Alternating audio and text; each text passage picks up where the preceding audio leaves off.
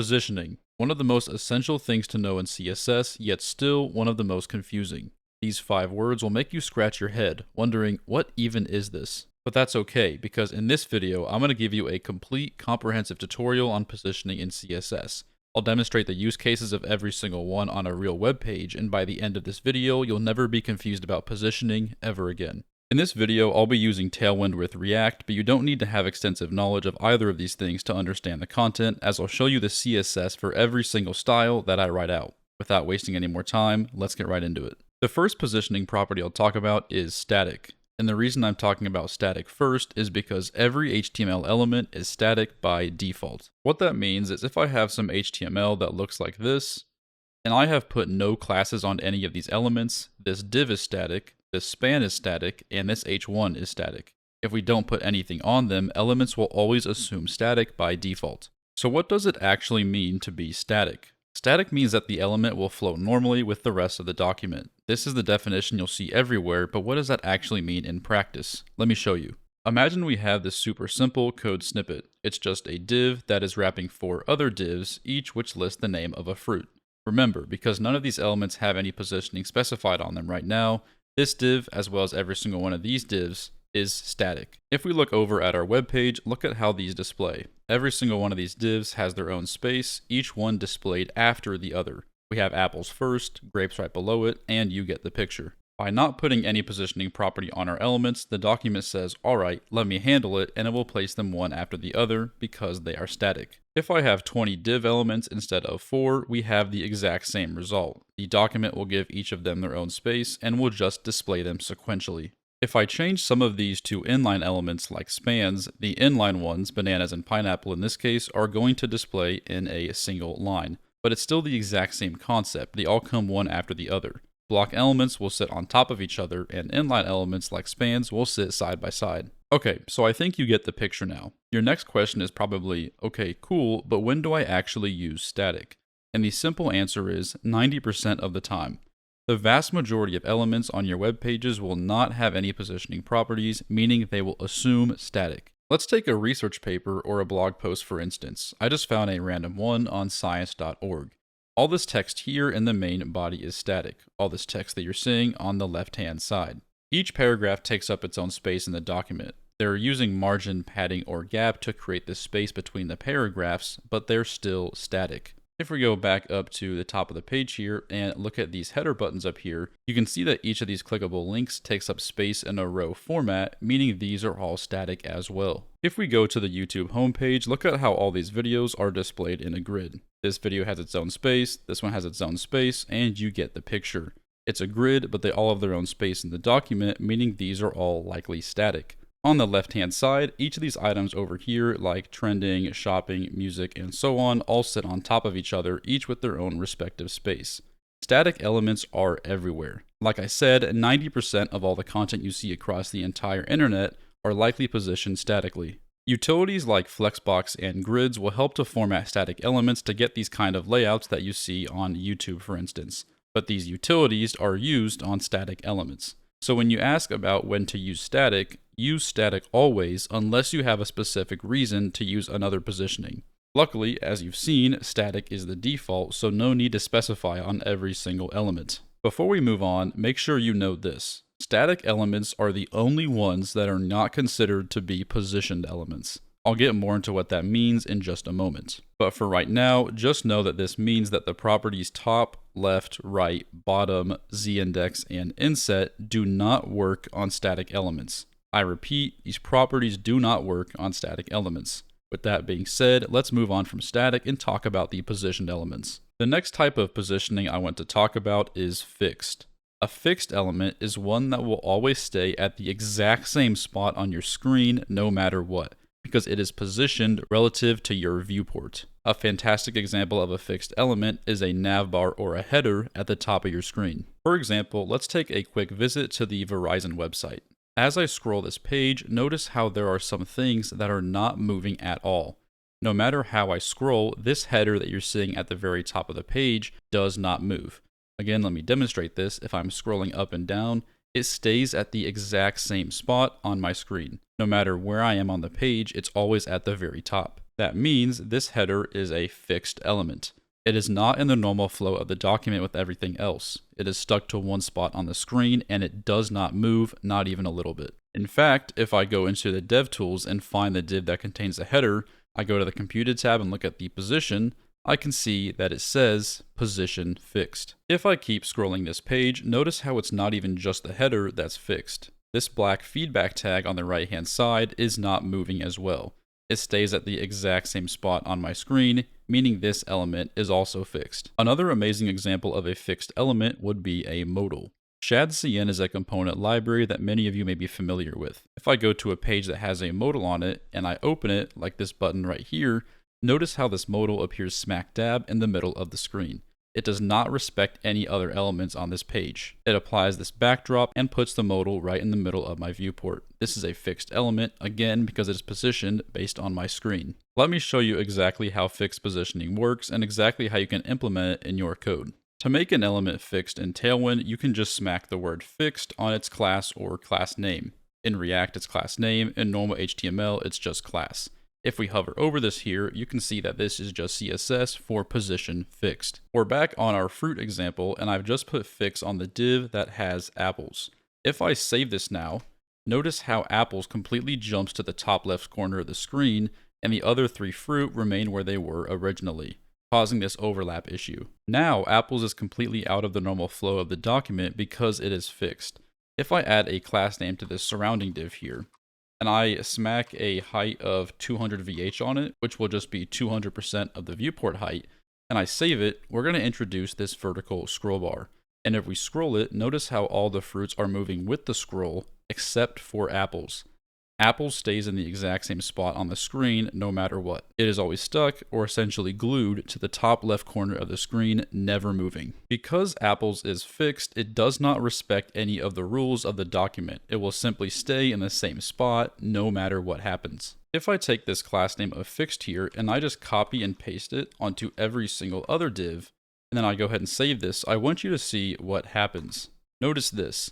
Fixed elements do not respect the positioning and flow of any other elements in the document, no matter what, including other fixed elements. So if I just give all these a class of fixed, they're all just going to stack right on top of each other, just like this. I'm going to undo this for right now while I show you something, but again, this demonstrates how fixed elements are completely out of the document flow. So now you might be wondering, how do I actually move where apples is on the screen, assuming that apples is now our only fixed element? Right now it's stuck in the top left corner, causing some overlap, but we want to have the freedom to move it around how we like. A second ago, when talking about static elements, I mentioned that there are a few properties that do not do anything for static, meaning non-positioned elements.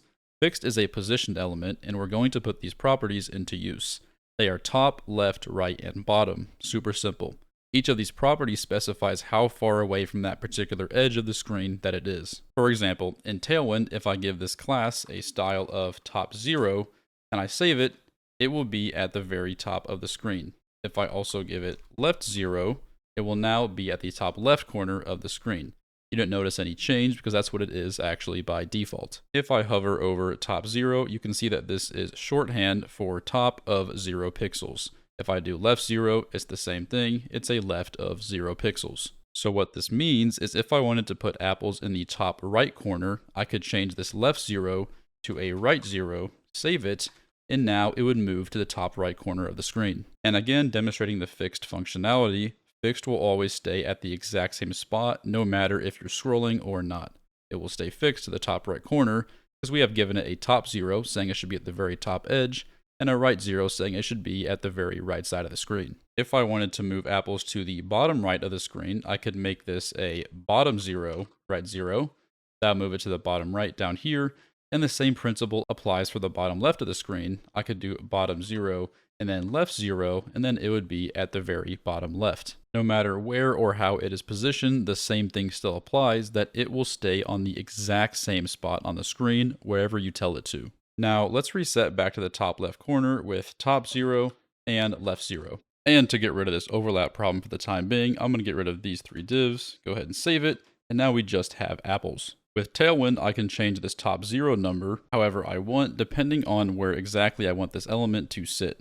So for example, I could just do top 8 instead, go and save it, and now it gets pushed down from the top, so it's not quite at the very top. If I do top 16, you can see it gets pushed down even farther, and you get the picture. The same applies for left 0. I could also do left 16, for example, and now it's going to detach itself from the left side, but still, no matter how much we scroll, it still stays fixed to the viewport. If I hover over top 16, you can see that it's just saying a top of 4 rem, other words 64 pixels, and the same thing applies for left. It's just doing a left of 64 pixels. One thing that is pretty common with fixed elements, especially with modals for example, is getting an element centered at the very middle of the screen. In this example that I have set up, we have the entire viewport with this green box that we want to get at the very middle of the screen. A very easy way to do that with Tailwind is to go onto the fixed element and give it a top of 1/2 and also a left of 1/2.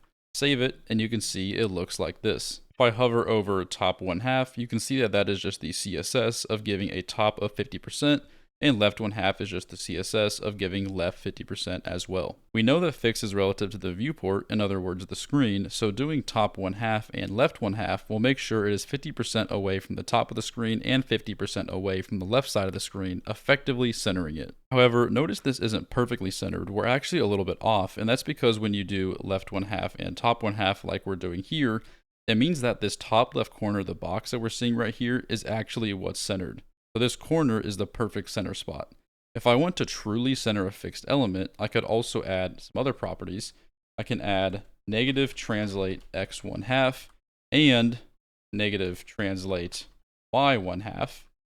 And if I go ahead and save this, now the whole entire thing is perfectly centered. The CSS for negative translate x 1/2 is just this right here. We're basically just translating it minus 50%, and negative translate y 1/2 is negative translate 50% as well. The left and top that we add will actually center the top left corner of the element. The negative translate x 1/2 will pull it back to the left by half the width of itself, and then translate negative y 1/2 right here does the exact same thing, but it pulls it up by half the height of itself.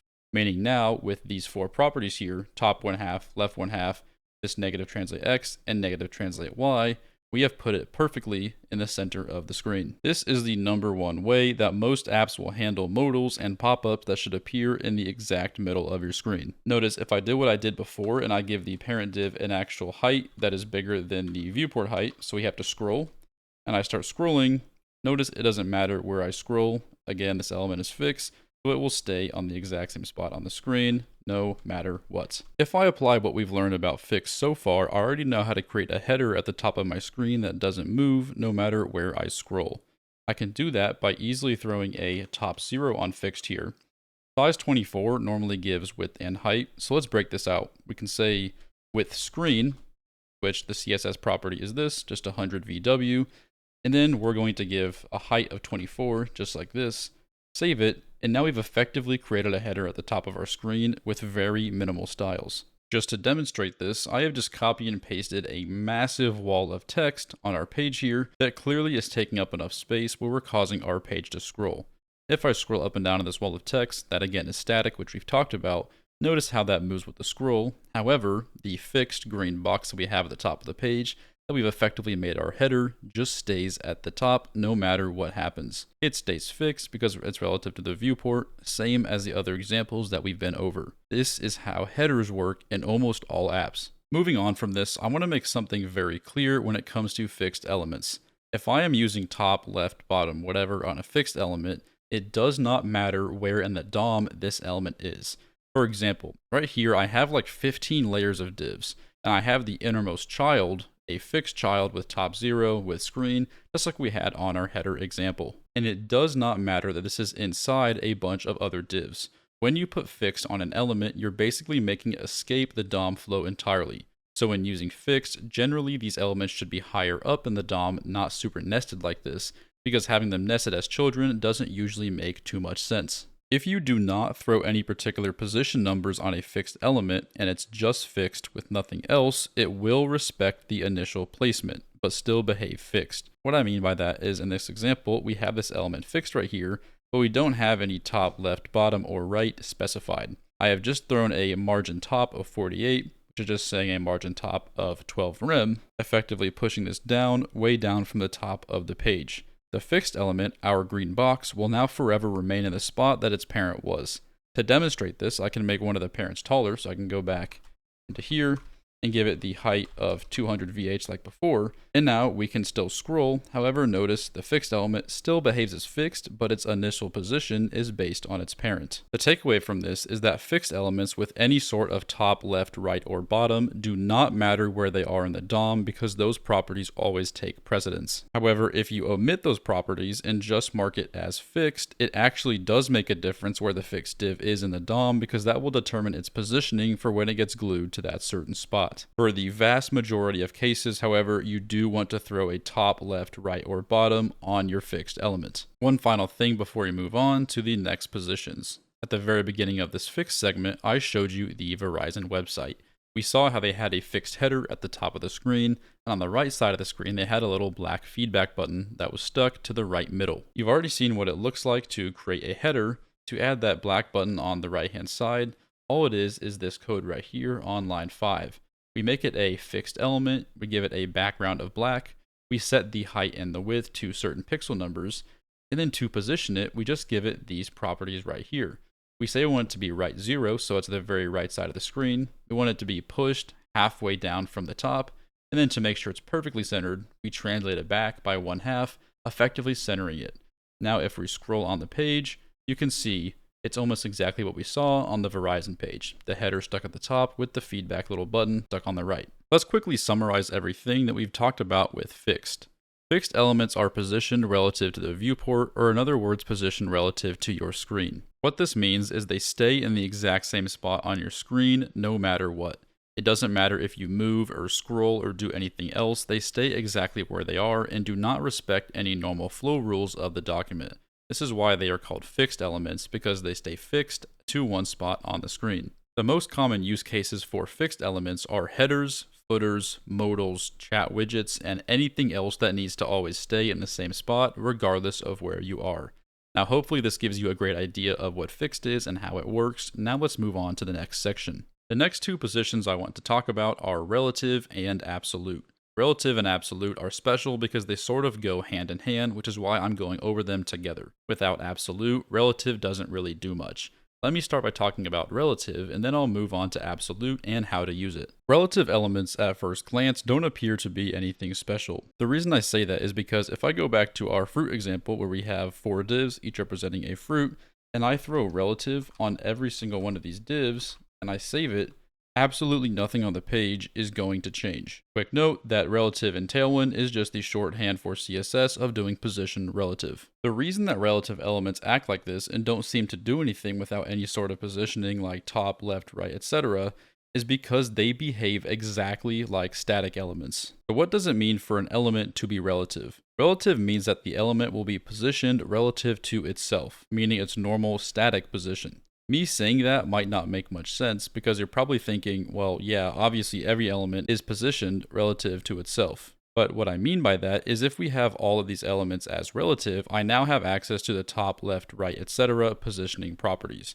If I go on Apple, for instance, I can throw left 12 on here, save it, and it will actually work on a relative div. Note that if I were to not have relative here and this were to just be a static element, left 12 would not do anything because static elements, again, are not positioned, but relative divs are. So we can still use left, top, right, bottom, etc., and it works fine on relative elements. If we hover over left 12, you can see that it's putting a left of 3 rem, but it's not shifting left 3 rem relative to the viewport, it's shifting it from where its starting point is. To better demonstrate this, if we look at pineapple, which is the very last element in the list, and we give it a top 0 and save, notice how nothing happens, it doesn't move at all. Because it's relative, we're saying shift this 0 pixels down vertically from itself, which means essentially keep it in the same place. Remember that with fixed and top 0, it places it at the top of the screen relative to the viewport, but that is not how relative behaves. If I give this element a top 4 instead, you can see it gets pushed down a bit. If I give it a top 8, it gets pushed down even more, but it's getting pushed down again relative to itself, not to the viewport. So if we hover over top 8, you can see it's shifting down by 2 rem. So what we're saying is shift the very top of pineapple down by 2 rem from where it would normally be otherwise. That's what relative is doing. I think now you get the picture. Any positioning we can give this, top, left, right, whatever, will shift it relative to the point where it started. And again, if we don't do anything positioning wise, like we take away the top and the left, they will behave and look just like static elements. So you're most likely wondering, what's the point of even using relative at all if it just behaves like static elements, with the addition of being able to use positioning like top, left, right, and so forth. After all, there's really no point in doing that, using those alone with relative, because you might as well just use static with margins or padding if you want to push it one way or another. Well, this is where absolute comes into play. I want you to think of relative as a parent and absolute as a child. 95% of the time in CSS, this is going to be the dynamic and relationship between these two positioning properties. Relative is the parent, absolute is the child. Let me show you exactly why I say this and why this is the case. An absolute element is one that is positioned relative to its nearest position parent. That's a whole lot of words, so what does it actually mean? Let me set up an example to show you. In this example, I have a box that has a red border around it, and this box is relative. Inside of it, we have this green box here that is positioned absolutely. The CSS for absolute is just position absolute. Being absolute, this green box will be positioned relative to its nearest position parent. Relative elements, like this one, are positioned, and this relative div is the direct parent of the absolute one. So the absolute div will be positioned relative to this relative div right here. In other words, the green box will be positioned relative to the red box. Not the screen, not itself, but to the red box. I just used the word relative a bunch of times, so let me show you what that actually means. If on the absolute div here, I throw a top 0, right 0 on it and save, notice how it shifts to the top right corner of the box. If I go bottom 0, right 0, it goes to the bottom right corner, and if I do bottom 0, left 0, it goes to the bottom left corner. Again, it's not positioning bottom 0, left 0 on the screen or to itself, it's positioning inside of this box. Absolute elements will look up to its ancestors and say, okay, what's the nearest position parent? In this case, it is this div that has relative on it that's positioned. So anything we throw on here, any number, whether it's, 0, 2, 4, whatever, or any property, that being left, bottom, right, top, will all be relative to this parent, because absolute always needs a parent. I could even center this box within here by doing the same thing I did for our fixed example earlier, by giving this a left of 1/2, top 1/2, like this, and then doing the translation just like before, negative translate x 1/2, negative translate y 1/2, save it, and our box is now centered within the bigger red box. To really hone in this idea of absolute, I've just created 3 more boxes. All of these boxes that you're seeing here, being these 4 divs, are absolute, and they each have their own positioning. This first one is the green box. You can see the colors here. We have green, blue, orange, pink. The green box is top 0, left 0. The blue one is top 0, right 0. Orange is bottom 0, left 0. And then the pink is bottom 0, right 0.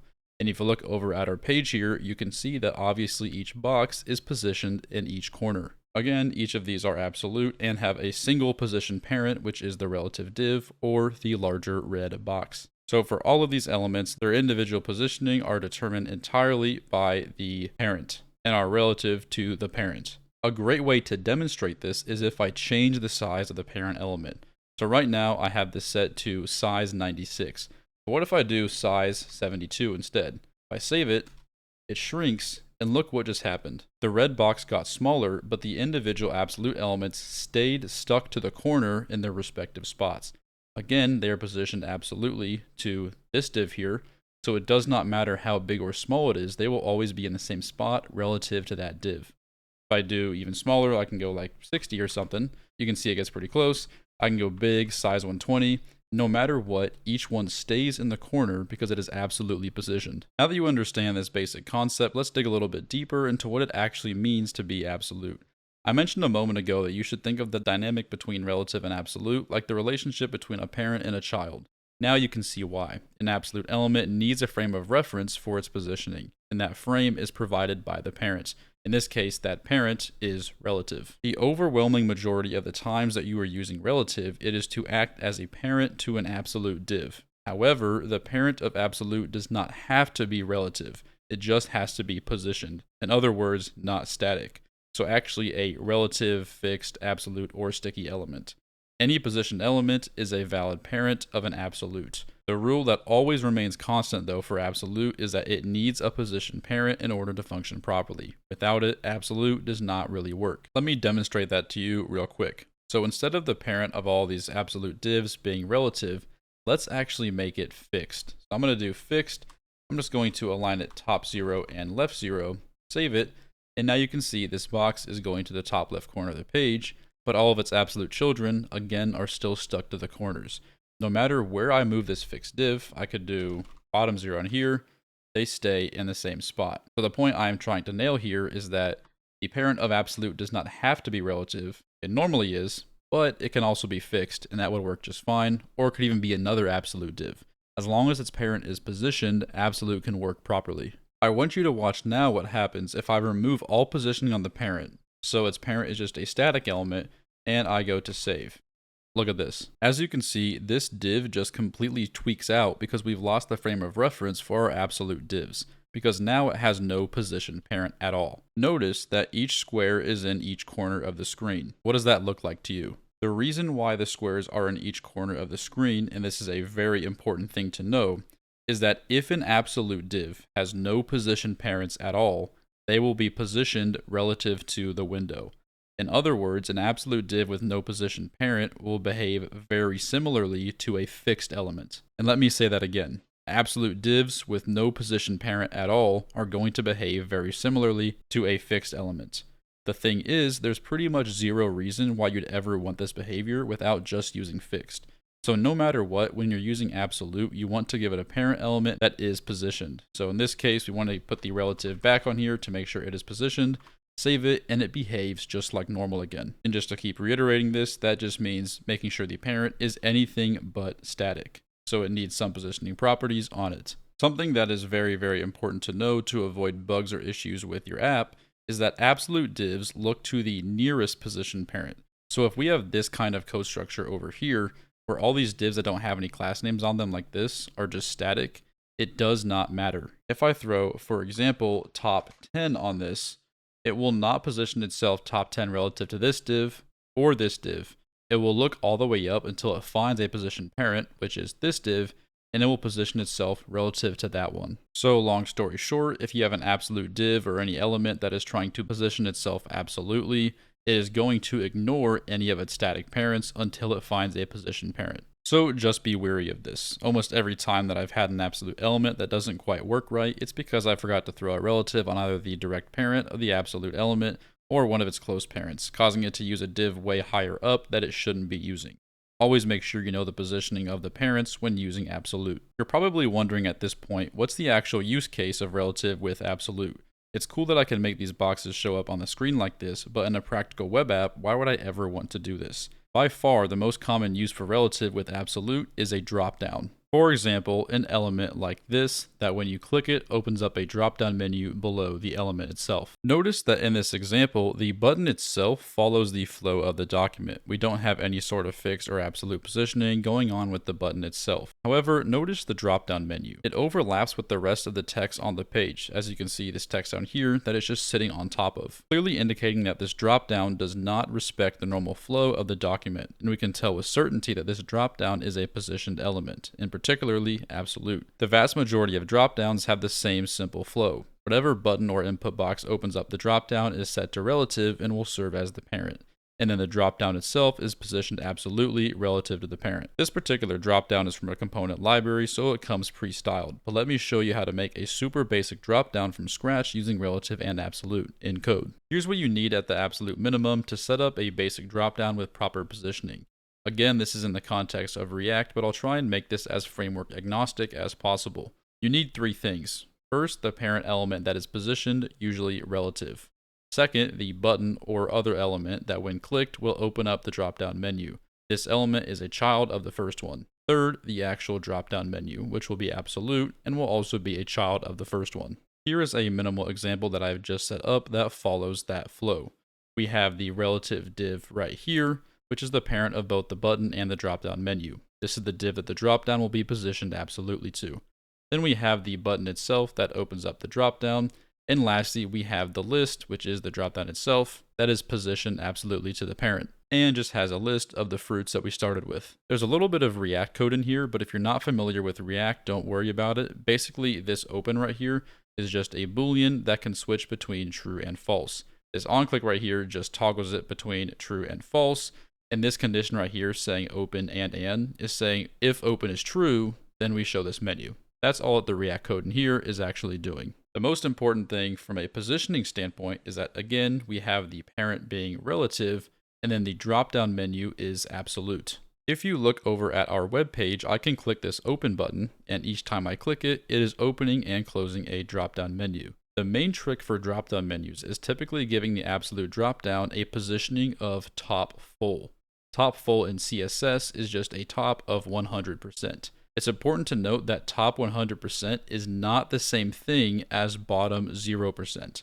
Bottom 0% will align the bottom of your content with the bottom of the parent container, which will make it look weird. So if I change this from top full to bottom 0, and now I open it, look at this. It also wouldn't work properly if we did top 0, because that would start it at the top of the relative box. So it would do it like this.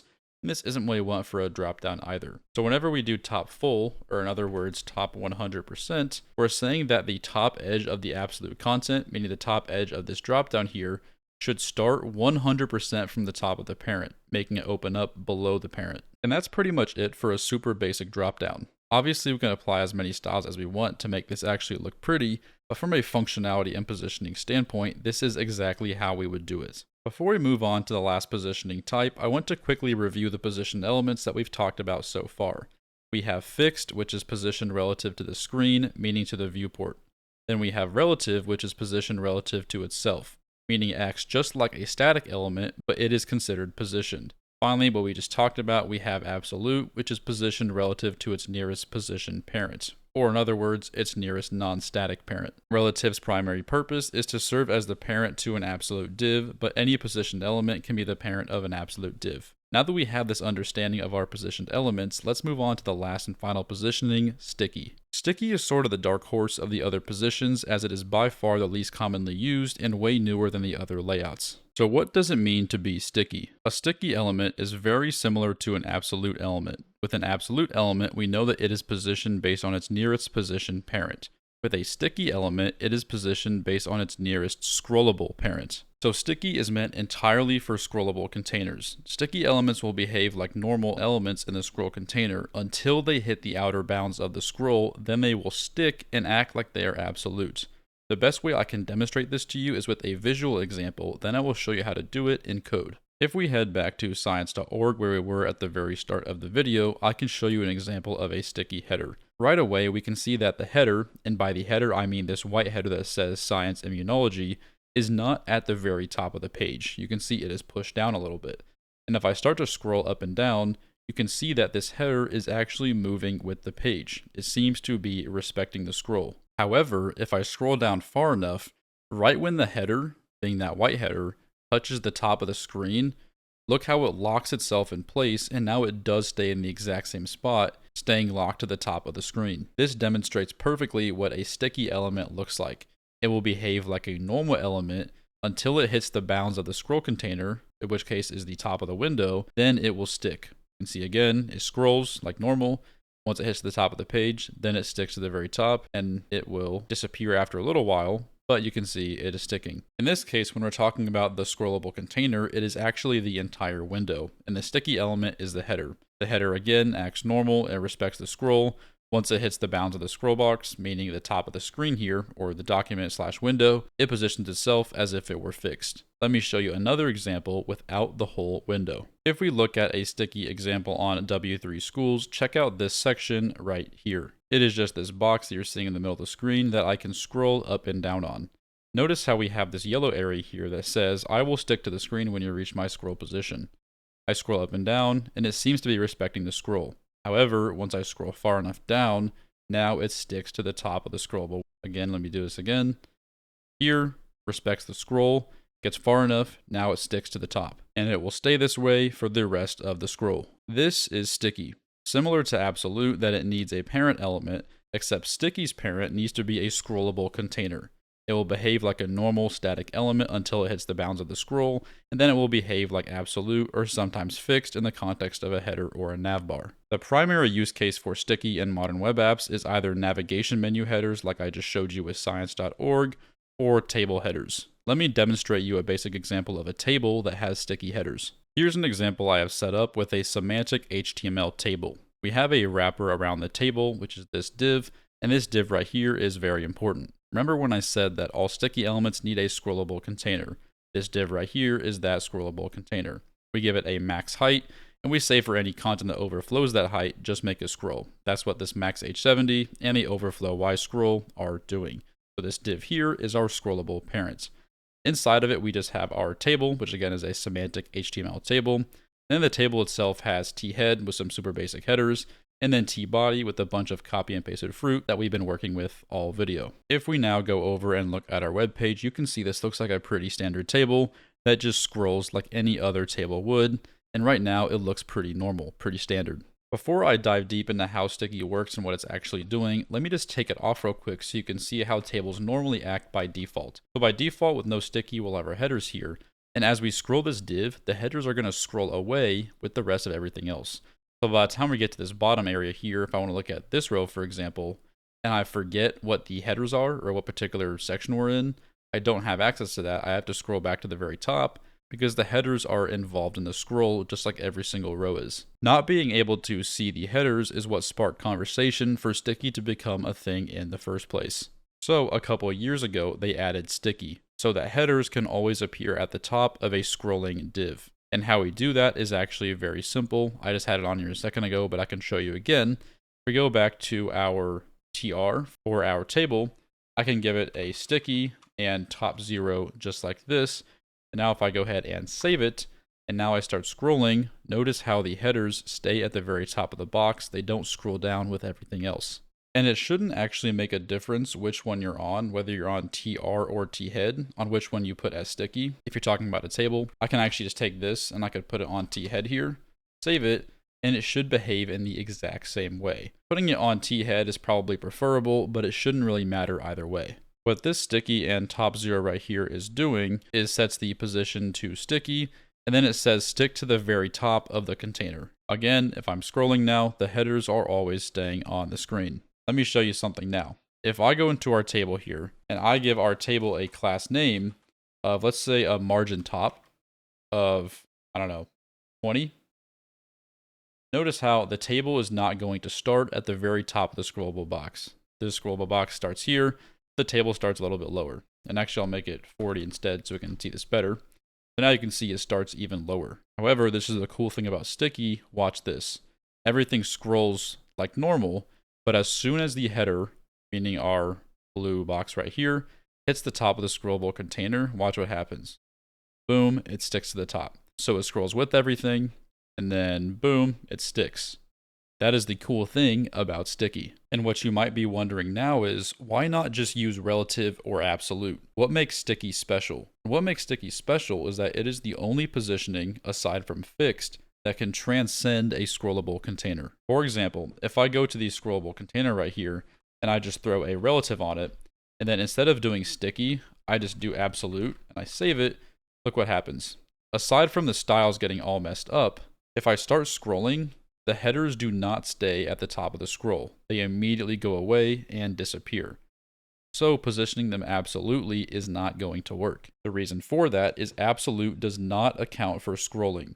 It will always be at the actual top of the container, meaning when you scroll down, it will go away. It is not smart enough to recognize a scrollable container, but Sticky is. If we go back to Sticky, removing this relative right here, and changing this back to Sticky, we can see we're all back to normal. As we scroll down, it sticks to the top, and they stay at the very top of the scroll box. They do not simply disappear as we go down. Sticky is smart enough to find the scrolling parent and position itself to appear at the top of the container no matter what.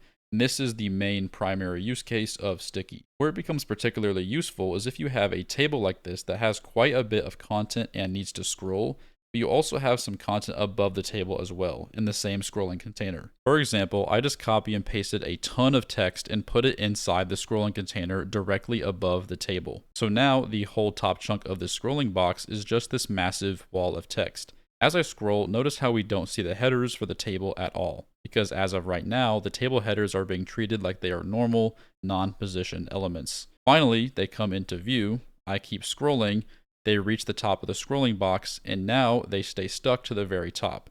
And they will stay that way for the entire rest of the scroll, so they're always visible. Again, I can demonstrate this for a second time.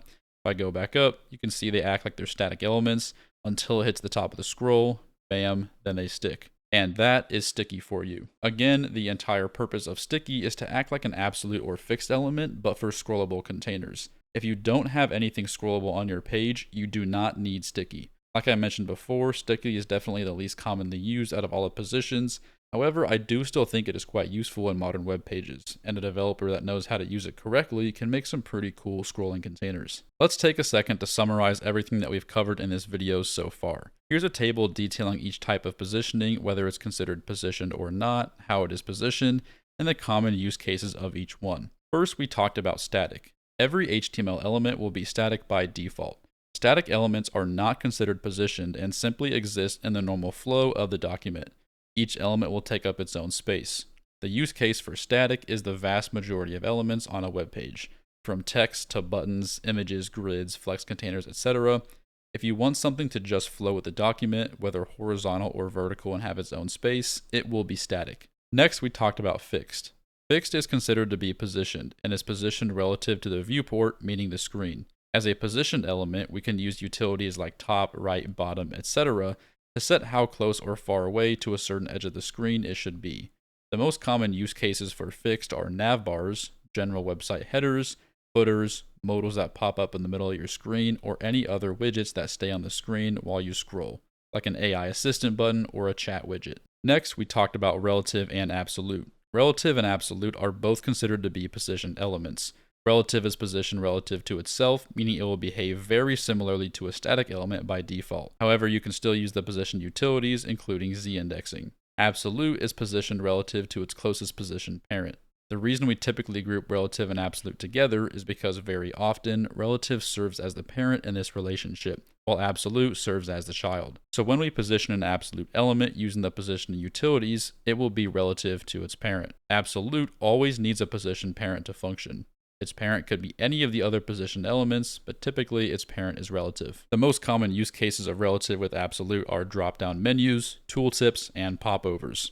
Essentially when you interact with something on a site, like hovering or clicking something, getting an element to pop up or appear on your screen relative to something that you interacted with. These are the most common use cases that I see every day for relative with absolute.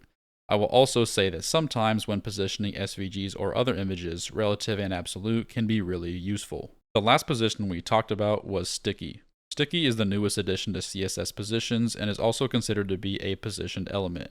It is positioned relative to its nearest scrollable container. Sticky elements act like static or relative divs during a scroll until it hits the scroll bounds, depending on which position you specified, like top, and then it will behave similarly to an absolute or fixed, and stay at the top of the scroll container as you continue scrolling. The most common use cases for sticky are navigation headers and table headers on a table that scrolls down far. Note that navigation headers are generally fixed, however, depending on the exact spec, sometimes they can be sticky as well if you have something above the header, or another use case that justifies it. Yet the most common use case in my experience is certainly in tables for headers, so that you can continue seeing the headers as you scroll down far in the container. And this table is a basic summary of all the positions we have talked about in this video. Knowing how to use all of them in tandem with each other is crucial for being a strong web developer, and will legitimately allow you to build anything you can picture in your head if you understand these 5 well enough. With that being said, before we end this video, I want to go through a super quick example showing all 5 positions put to use on a single page, as a final visual example to confirm everything I've just talked about,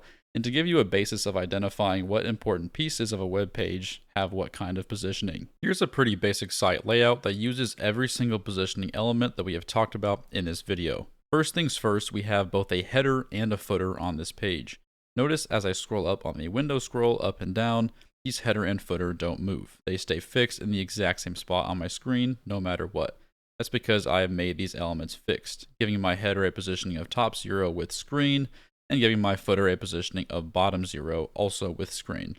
I also have this little chat widget in the bottom right corner, if you can see it, this blue little circle right here, like how a lot of customer service style web pages do it nowadays. This chat button is the exact same deal, staying fixed in the same exact spot on my screen as I scroll, indicating it as fixed as well. If we look at this inner scrollable div here, let's pick out some other elements.